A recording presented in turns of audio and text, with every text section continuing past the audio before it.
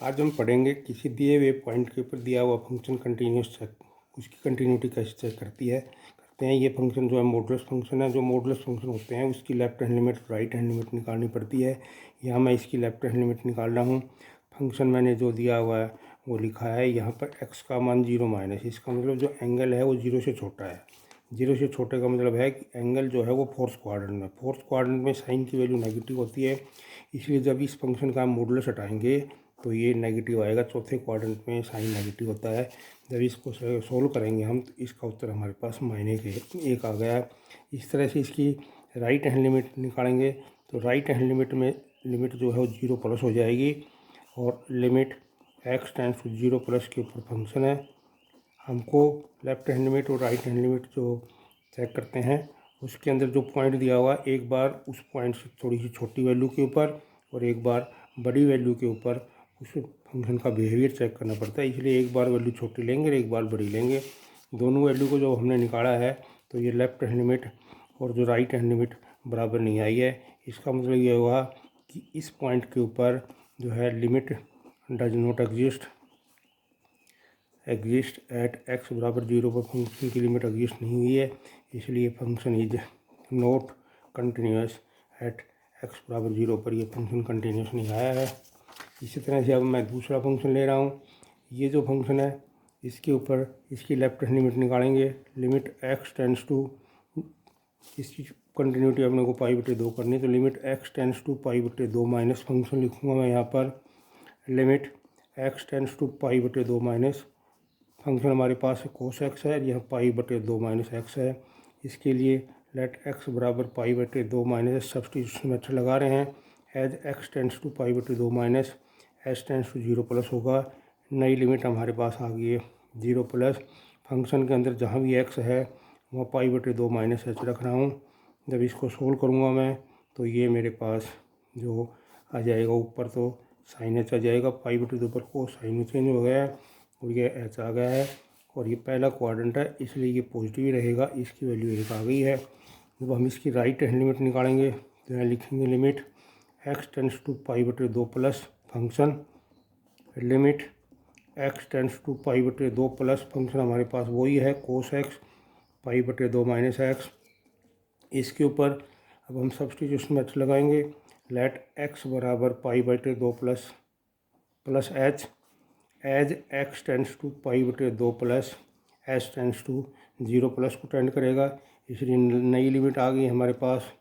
Limit h tends to 0 plus, जहाँ भी कोस है वहाँ पर अब की बार π/2 प्लस h रख रहा हूँ तो ये वैल्यू आ जाएगी π/2 माइनस π/2 माइनस h।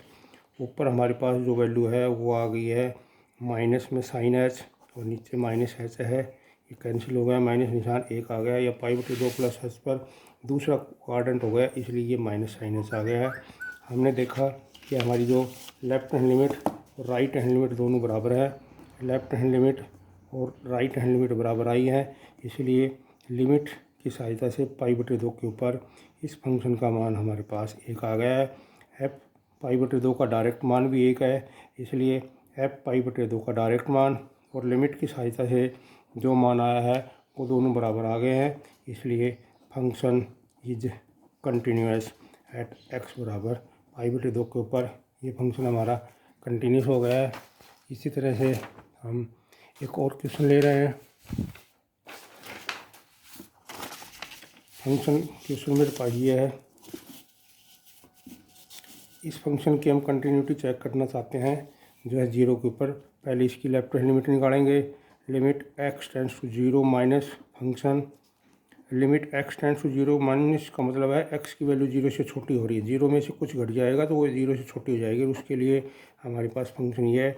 इसको सोल्व करने के लिए सबसे पहले मैं इसको रैशनलाइज कर रहा हूँ। रैशनलाइज करने के लिए जो संख्या रूट में है उसको मैं निशान पलट के मल्टीप्लाई डिवाइड कर रहा हूँ। अगर ऐसा करेंगे तो हमारे पास आ जाएगा limit x tends to 0 minus 4, ऊपर 1 माइनस 1 प्लस x आ गया, नीचे x है 1 प्लस 1 माइनस x, ये 1 कैंसिल हो गया। ऊपर हमारे पास जो डाटा बच रहा है वो बच रहा है 4x और नीचे x है 1 प्लस 1 माइनस x, ये x कैंसिल हो गया। लिमिट रख देंगे तो 4/1 प्लस 1 माइनस 0, 4/2 बराबर 2 आ गया। इस तरह इसकी राइट हैंड लिमिट निकालेंगे।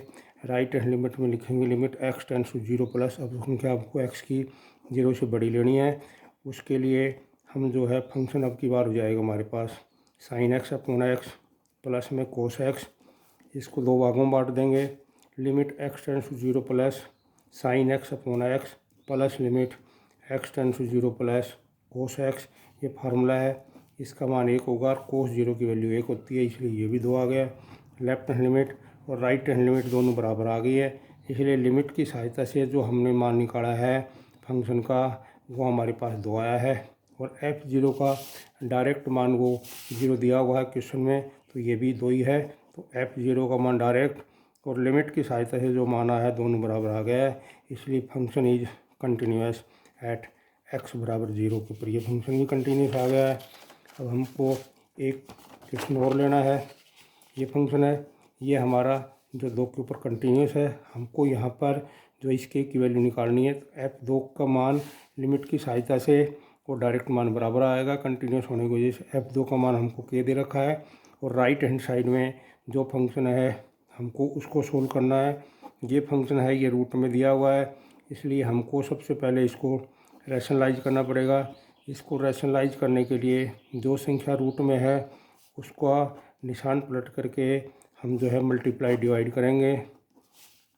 मल्टीप्लाई डिवाइड कर रहे हैं तो 5x plus 2 plus 4x plus 4 और इसके अपोन में जो x माइनस 2 लिख दिया हमने। लिमिट x टेंड्स टू 2, इसको सोल्व करेंगे तो 5x माइनस में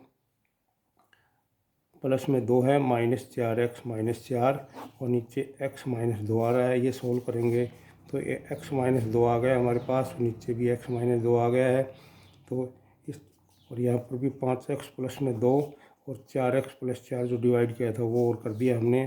और यहाँ हमारे पास है 5x प्लस में 2 और प्लस 4x प्लस 4, ये तो कैंसिल हो गया। और यहाँ पर 5x plus 2 plus 4x plus 4 लिख लिया है।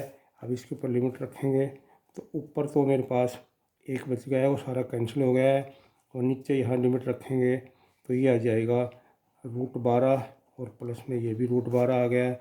1/2 √12। इसमें से अगर मैं 2 को 4 को ले लूँ तो 1/4 √3 आ गया है। इधर f2 का मान k था। ये सारी जो वैल्यू है हमारी ये k के बराबर आ रही है, तो k का मान 1/4 √3 आ गया है। इसी तरह से एक क्वेश्चन और है हमारे पास, ये वाला। ये भी फंक्शन जो है ये 0 के ऊपर कंटिन्यूस, हमें k की वैल्यू निकालनी है। तो f0 का मान डायरेक्ट और लिमिट की सहायता से बराबर आएगा। यह k दिया हुआ है इसकी वैल्यू, और इस साइड को हम सोल्व कर रहे हैं। यहाँ लिखेंगे साइन x प्लस में x cos x upon x। इसको 2 भागों में बांट रहा हूँ। Limit x tends to 0 sine x बटे x plus limit x tends to 0 x cos x upon x। यहाँ x कैंसिल हो गया, ये फार्मूला बन गया। इसका मान 1 और कोस 0 का मान भी 1 आएगा तो 2 हो गया। तो k का मान हमारे पास 2 आ गया।